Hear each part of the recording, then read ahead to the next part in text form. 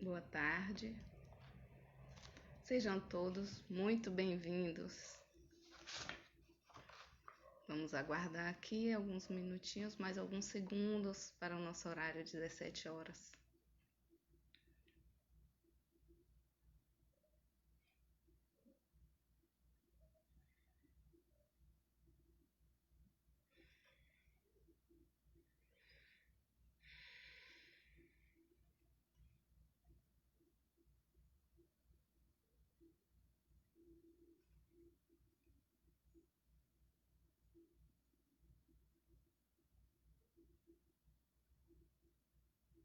Boa tarde a todos. Sejam todos muito bem-vindos. É uma alegria estar aqui com vocês, trazendo reflexões acerca do Evangelho com base na doutrina espírita. Eu gostaria de agradecer o convite e de agradecer a Vanusa por todo o apoio que ela me deu para que esse momento acontecesse, né? As ferramentas que eu deveria usar. Muito obrigada, Vanusa.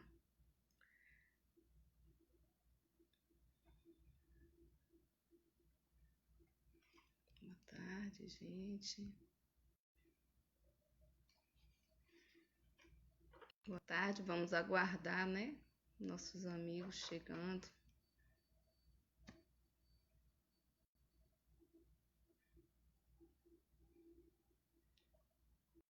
Gente, é a primeira vez que eu tô fazendo uma live e eu não sei se já tem alguém. Eu só visualizo uma pessoa. Não sei se tem mais. Então vou dar mais uns minutinhos para ver se chega mais alguém, tá bom? Pra gente começar.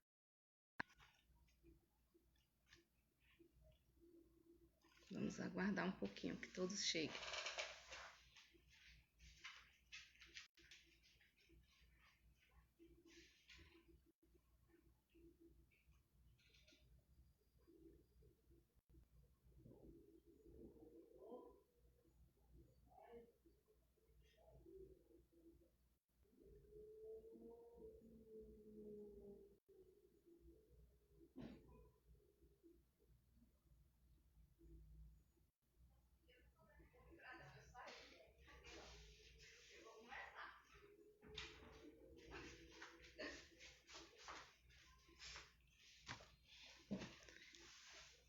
Olha, acho que é Magnólia que chegou ali, né?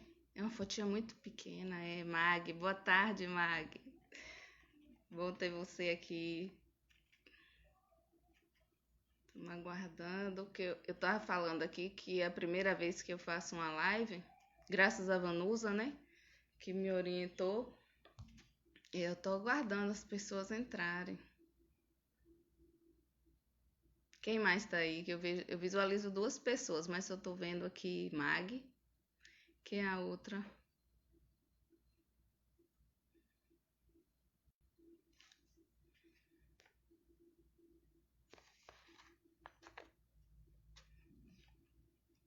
Bem, gente, nós vamos começar, tá bem?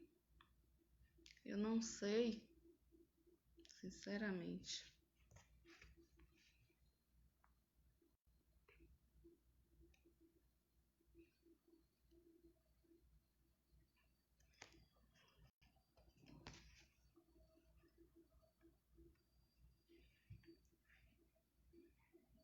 Aí.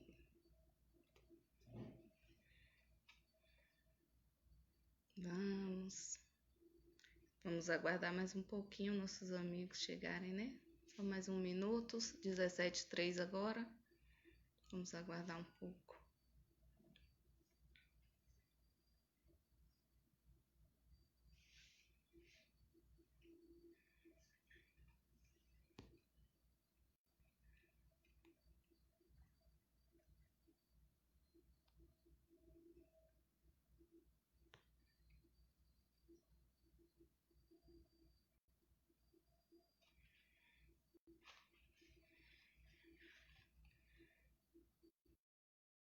Bom, meus irmãos, nós estamos aqui para tratar do Evangelho segundo o Espiritismo, né? Eu recebi um convite de Vanusa, como já disse, e agradeço pela oportunidade. Vamos fazer a nossa prece inicial, né? Elevar nosso pensamento a Deus, a nosso Senhor Jesus Cristo, pedir que Ele nos abençoe, derrame sobre nós bênçãos de paz, serenidade e harmonia, que possamos refletir sobre o Evangelho de uma forma que nos traga reflexões maduras, compreensíveis e que possa frutificar em nossas vidas. Amado Mestre Jesus, nós te pedimos tua proteção, tua orientação. Fica conosco agora e sempre. Que assim seja. Bem, o Evangelho de hoje está no capítulo 6 e é o jugo leve. Antes nós temos uma leitura do livro Pão Nosso. Geralmente no livro Pão Nosso traz os versículos, né? Mas eu não vou ler o versículo porque o Evangelho já está tão pequenininho e faz parte esses versículos aqui praticamente, tá bom? Então, onde estão? Dirigiu-se Jesus à multidão dos aflitos e desalentados, proclamando o divino propósito de aliviá-los. Vinde a mim, clamou o Mestre. Tomai sobre vós o meu jugo e aprendei comigo, que sou manso e humilde de coração. Seu apelo amoroso vibra no mundo através de todos os séculos do cristianismo. Compacta é a de desesperados e oprimidos da terra, não obstante o amorável convite. É que o Mestre no Vinde a mim espera naturalmente que as almas inquietas e tristes o procurem para a aquisição do ensinamento divino. Mas nem todos os aflitos pretendem renunciar ao objeto de suas desesperações e nem todos os tristes querem fugir à sombra para o encontro com a luz. A maioria dos desalentados chega a tentar a satisfação de caprichos criminosos com a proteção de Jesus, emitindo rogativas estranhas. Entretanto, quando os sofredores se dirigem sinceramente ao Cristo, hão de ouvi-lo no silêncio do santuário interior, concitando-lhes o espírito a desprezar as disputas reprováveis do campo inferior. Onde estão os aflitos da terra, que pretendem trocar o cativeiro das próprias paixões pelo jugo suave de Jesus Cristo? Para esses foram pronunciadas as santas palavras: Vinde a mim, reservando-lhes o Evangelho, poderosa luz para a renovação indispensável. Então, seguindo agora a leitura do Evangelho, capítulo 6, item 1, jugo leve. O jugo leve. E ele nos diz assim: Vinde a mim todos vós que sofreis e que estáis sobrecarregados, e eu vos aliviarei. Tomai meu jugo sobre vós e aprendei de mim, que sou brando e humilde de coração, e encontrareis o repouso de vossas almas, porque meu jugo é suave. Desculpa, gente, aconteceu alguma coisa aqui. São Mateus, capítulo 11, versículo 28, 29 e 30. À medida que eu for conversando com vocês, a gente retoma aqui as referências que são feitas pelos espíritos, tá bom? Eu não vou ler agora, mas a gente vai retomando. Bom, quando eu peguei esse evangelho, que eu li assim, o jugo leve, aí veio logo um interesse pelo sentido dicionarizado da palavra jugo. O que é jugo?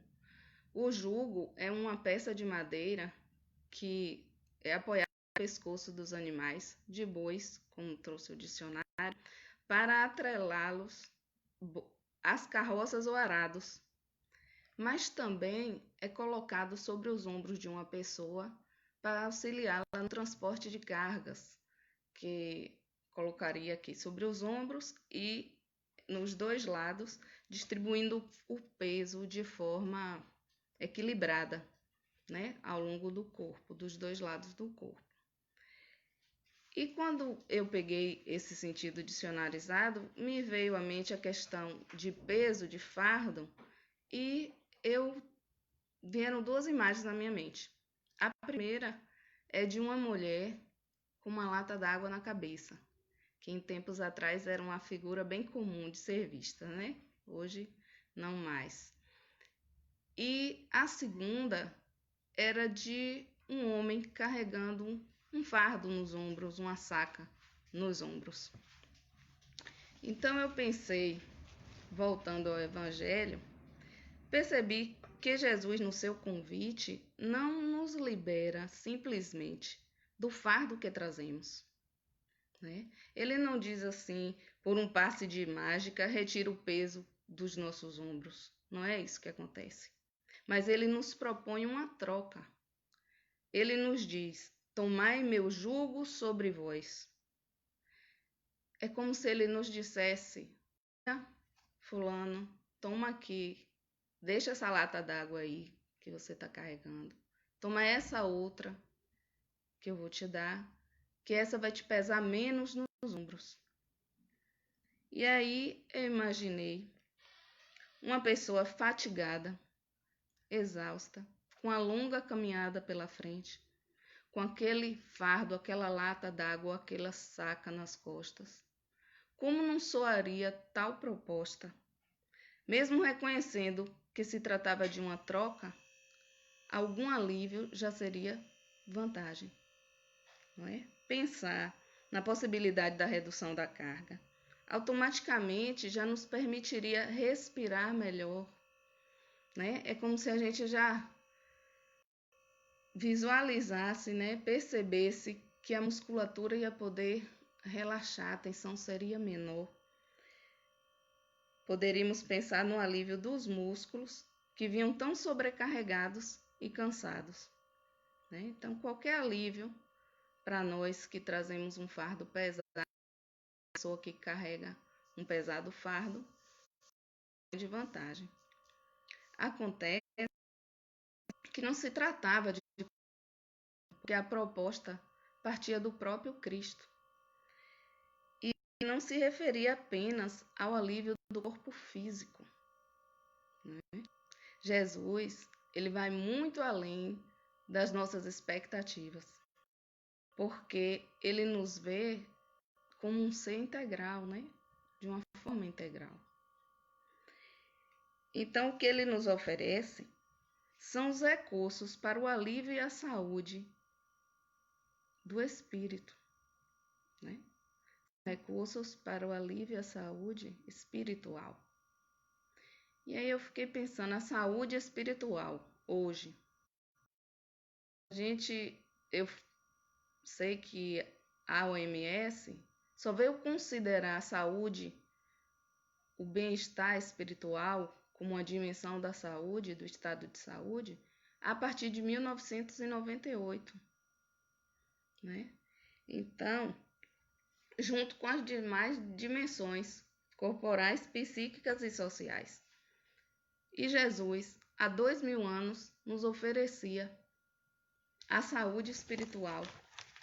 Como consequência, nós alcançaríamos as de outra natureza, que era a física, a moral e a emocional.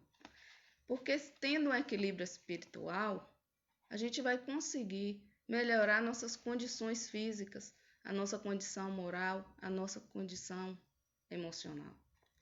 Então, esse combo, né, que a gente pode chamar assim, um 4 em 1, que Jesus nos oferece, lá atrás, há mais de 2000 anos atrás.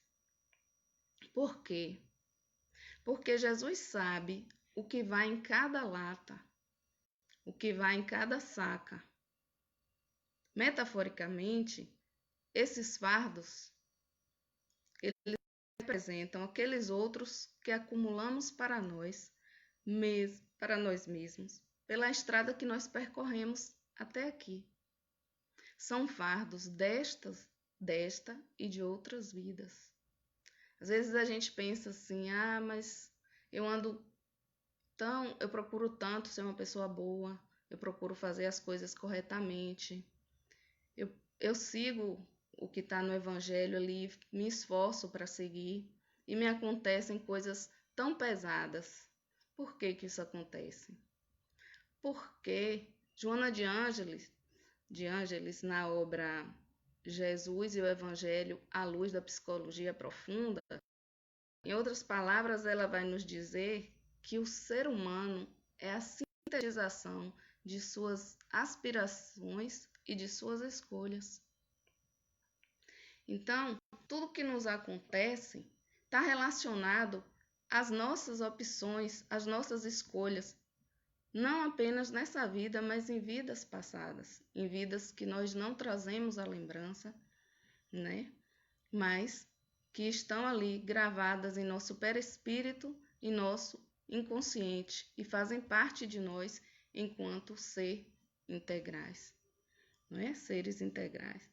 Então, Joana diz que quando ocorre em nós a predominância da sombra do lado escuro, que é efeito da nossa ignorância ou do acompliciamento com o crime, que a nossa existência se constitui num pesado fardo a conduzir, né?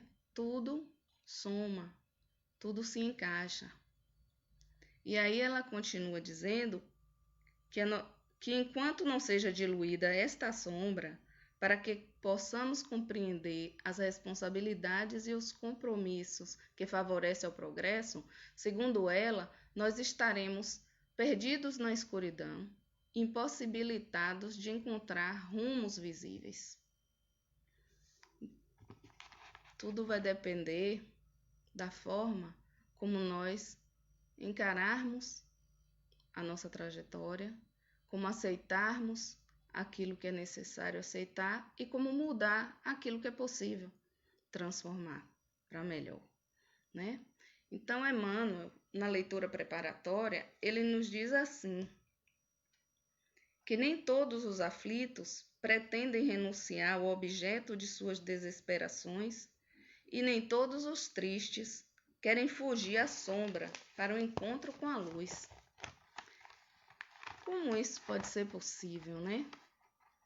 Porque Jesus já nos chama, já nos propõe uma troca para aliviar nossos fardos, mas nós elegemos em nossas vidas aquele objeto que vai simbolizar as nossas desesperações, os nossos motivos de conflito.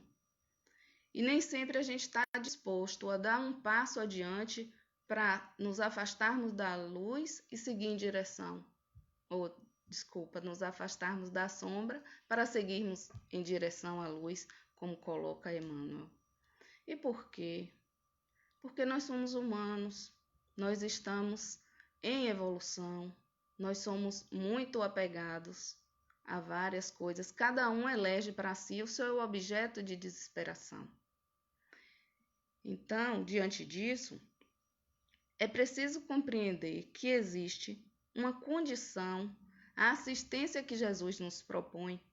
E quem nos diz isso são os Espíritos, no livro dos Espíritos, no comentário do Evangelho. Eles dizem assim: entretanto, Jesus coloca uma condição à sua assistência e à felicidade que promete aos aflitos.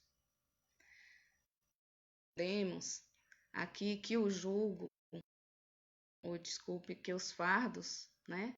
Eles fazem parte, eles são construídos por nós mesmos na nossa estrada evolutiva. E que existe uma condição para essa assistência que Jesus nos propõe. Então é preciso que a gente compreenda que jugo é esse, que condição é essa. Que à medida que nós formos evoluindo, essas faltas e equívocos que nós provocamos ou cometemos, elas vão se sublimando à medida que nós vamos evoluindo moralmente. Mas o jugo de Jesus não é essa peça de madeira que o dicionário diz para a gente, né? Então, o que é o jugo? Foi numa palestra de Haroldo Dutra que ele nos diz que o jugo de Jesus é o conteúdo moral de sua lição e a condição, os espíritos nos falam, que é a observância da lei por ele ensinada. Nós conhecemos a lei de Jesus, que é a lei de amor e caridade, não só ensinada, mas também exemplificada por ele, né? Então, a existência dessa lei nos faz pensar seguramente que Jesus não nos isenta das nossas responsabilidades, né?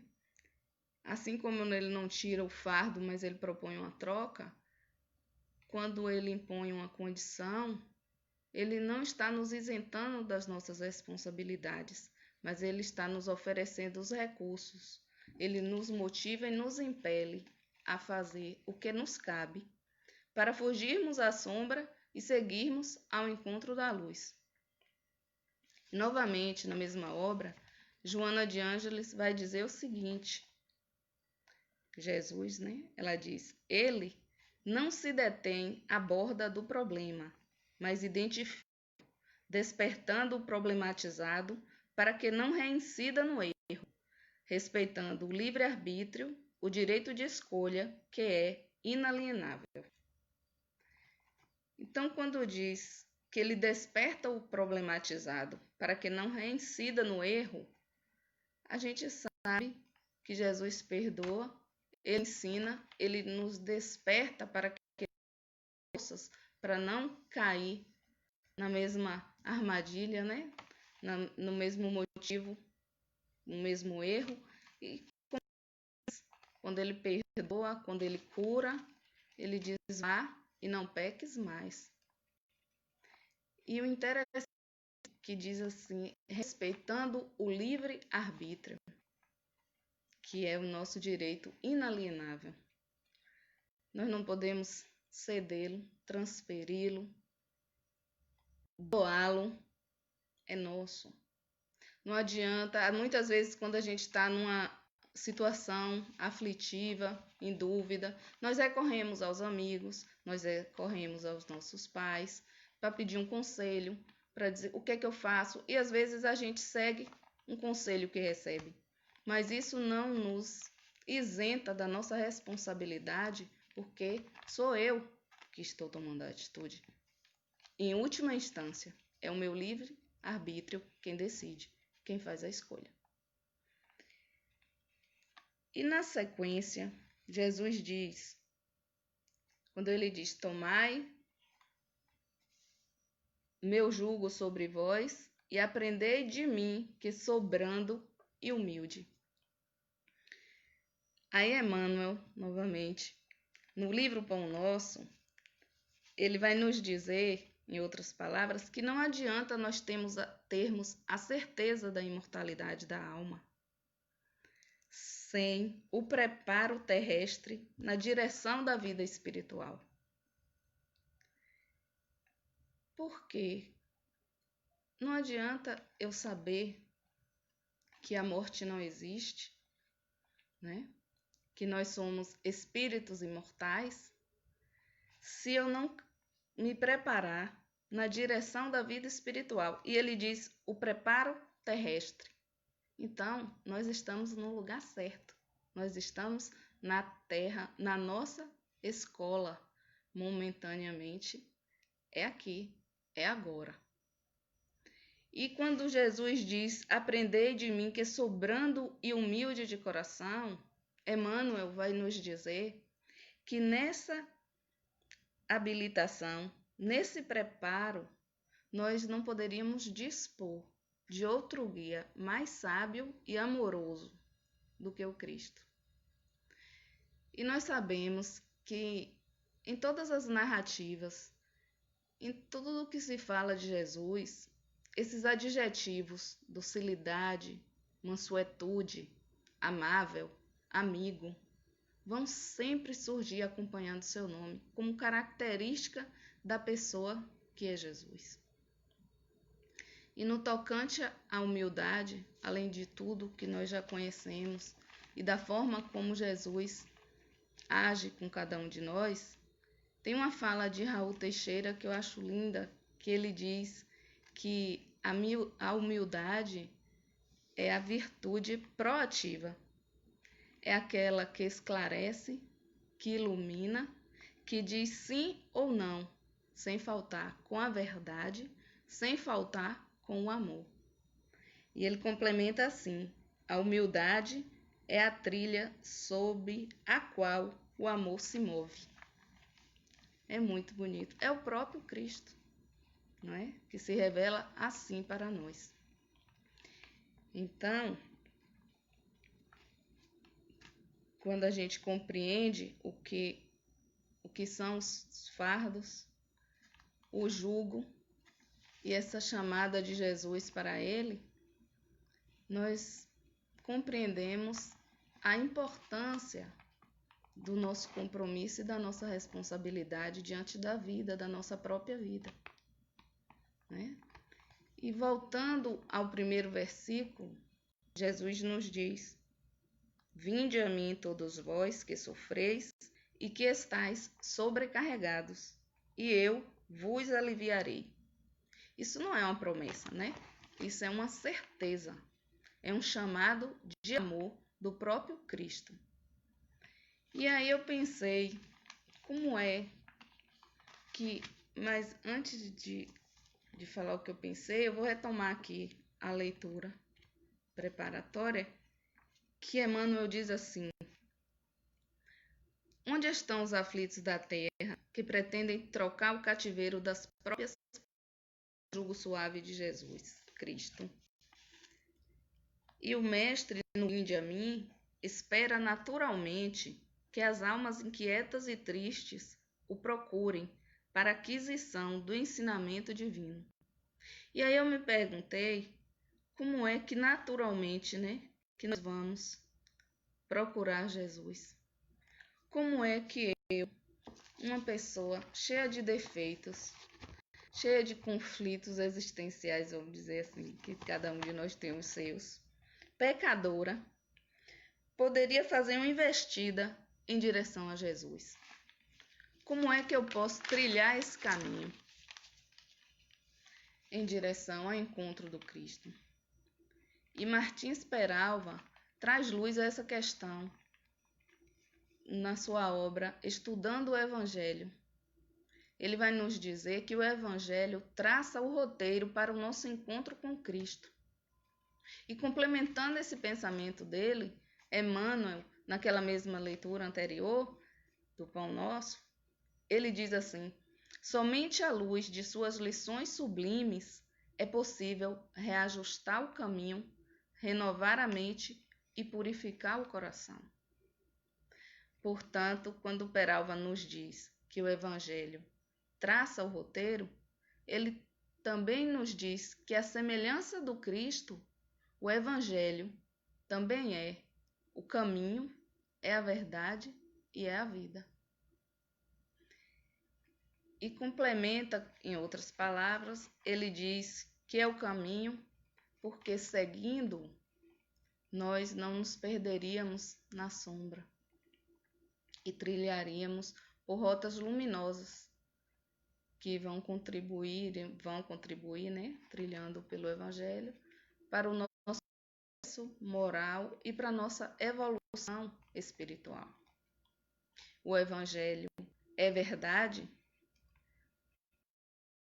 é atemporal, né? Ele é eterno. E o Evangelho é vida, porque a alma que dele se alimenta e nele vive, ganhará a vida eterna. Porque todo aquele que crê em Jesus e aceita viver sob o jugo da sua lei, lei de amor e de caridade, jamais perecerá. Então, meus irmãos, nós não estamos perdidos, né? Nós não estamos à deriva. Como norte, nós temos o Cristo. Como bússola, nós temos o seu Evangelho. Então, o que nos resta? Seguir, né? Na retaguarda,